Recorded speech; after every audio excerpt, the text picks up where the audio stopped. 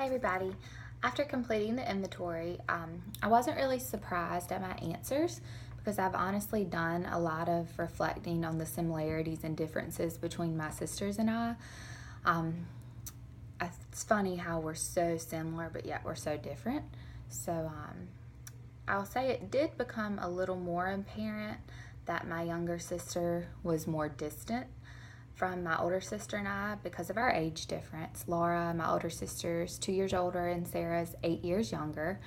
So that's obviously going to be a huge difference in the way that we relate to one another.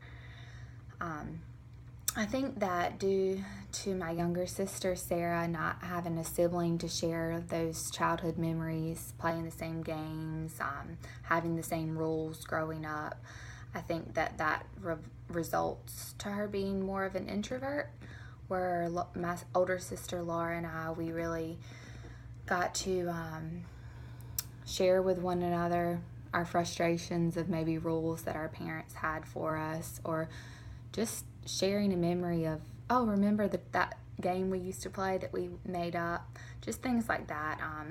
They're really special memories, and I know that Sarah didn't really have anyone to share that kind of thing with.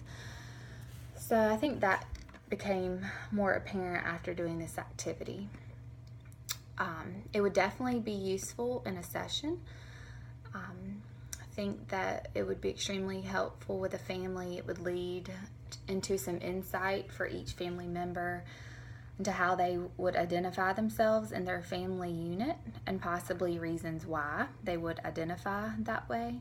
It would help siblings understand their role in the family unit and maybe reasons why they feel or they act a certain way when situations come up.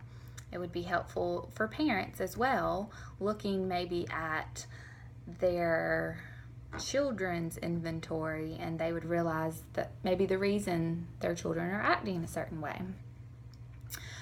I absolutely do. I see myself using this assessment with a client because I think it's important to know where we came from as far as our family of origin and how we're affected by our past. But I would also personally, I would gear the session more towards an Adlerian focused therapy, and that our goal would be focused more on future action. I think that kind of also answers the next question, and that Adlerian therapy resonates more with me. I feel like it's a better fit.